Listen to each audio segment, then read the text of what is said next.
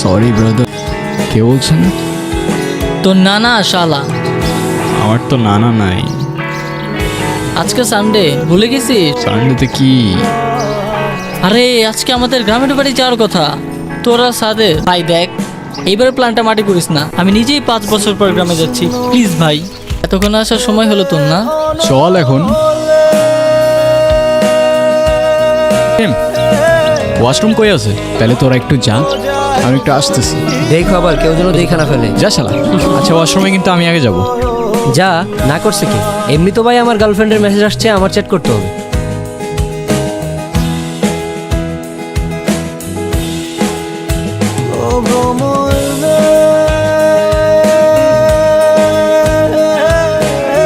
এদিকে আসো। তুমি আমায় দেখে পালাচ্ছ কেন? আমাকে ভয় পাও? কে দেখে ভয় পাওয়ার কি আছে? আজব তো, হাসতেছো কেন? নাম কি তোমার?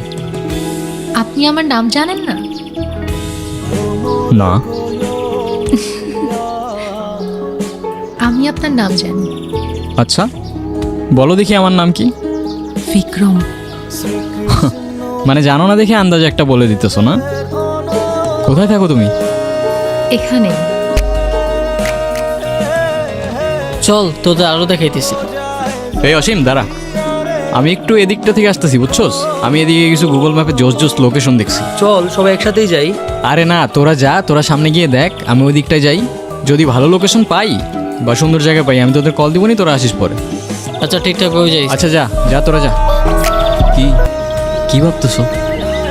আপনার আজকের দিনটা মনে আছে? আমিও আপনাকে ভালোবাসি। মানে? সেদিন ভয়ে আমি আপনাকে বলতে পারিনি, কিন্তু আমি সব সময় শুধু আপনাকেই ভালোবেসেছি। তো দাদা কেমন লাগলো আমাদের গায়ে এসে? কিছু বললেন না তো? অসাধারণ। তোমাদের গায়ের আতিথেয়তায় আমি মুগ্ধ। তো দাদা পুরো গাটা ঘুরে দেখেছেন তো? হ্যাঁ দেখেছি, কিন্তু বুঝলে ওই দিকটায় আমার এখনো যাওয়া হয়নি। ওই দিকটায় কারা থাকে? কেউ থাকে না দাদা, ওইদিকে যাওয়া বারণ আছে। কিসের বারণ? আমাদের গায়ে প্রশ্ন করাও বারণ।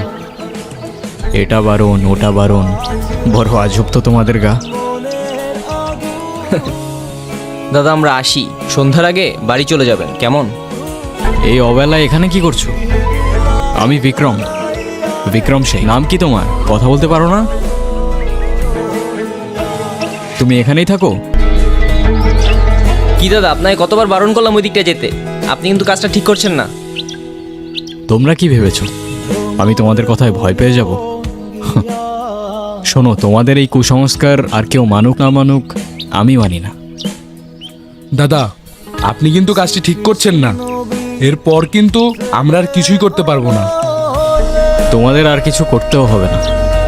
10 বছর বয়স থেকে নিজের ভালো নিজে বুঝতে শিখেছি। জীবনে কত কিছু দেখেছি তোমাদের ধারণাও নেই। পৃথিবীটা কত সুন্দর এখন অনুভব করতে পারতেছো? তুমি কি এখনো আমাকে ভয় পাও? তা আমাকে প্রতিদিন আরো বেশি করে ভাবায়। তুমি আলাদিনের গল্পটা শুনেছো? যদি আমাকে আলাদিনের মতো 3টা ইচ্ছা দেওয়া হতো, প্রথম ইচ্ছায় আমি এই পৃথিবীর সমস্ত বৈষম্য দূর করতাম। সৃষ্টিকর্তা সৃষ্টি করলো মানুষ, আমরা সৃষ্টি করলাম বৈষম্য। দল, জাতি, বিভেদ, হিংসা, বিদ্বেষ। কাজটা আপনি ঠিক করলেন না দাদা। আপনাকে বারবার সাবধান করেছিলাম দাদা, শুনেননি। এখন আমাদের কিছুই করার নেই। অচ্ছুত জাতের আচ্ছা। আমাদের এই গায়ে কোনো জায়গা নেই। জাত? কার কি জাত? মানুষ জন্ম নিতেই নির্ধারণ করো তোমরা। ব্রাহ্মণ, ক্ষত্রিয়া, বৈশ্যা, শূদ্রা আর দলিত তো তোমাদের নথির অনেক বাইরে। জাত হিসেবেই গণ্য করো না তোমরা। কারো বর্ণ, জাত তার জন্ম হইতেই নির্ধারণ করা যায় না। আর এটা শুধু আমি না, তোমাদের শাস্ত্রও বলে। এসব তোমাদের বুঝের অনেক বাইরে। কিন্তু একটা কথা,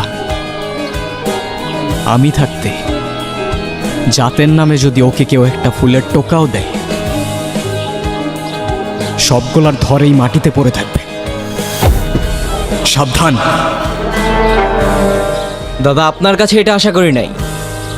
সব কিছুর হিসাব হবে। আমাদের পঞ্চায়েত এখনো ধ্বংস হয়ে যায় না। আপনি হয়তো ঠিক ছিলেন, আমরাই ভুল ছিলাম। আমাদের মাফ করে দিবেন দাদা। মাফ চাইতে হবে না, তোমরা তোমাদের ভুল বুঝতে পেরেছো, এটাই অনেক। আপনার চিন্তা ভাবনা হয়তো ঠিক ছিল, কিন্তু আমরা আমাদের সমাজে অচ্ছুত জাতের কোনো জায়গা দিতে পারবো না। মাফ করবেন দাদা।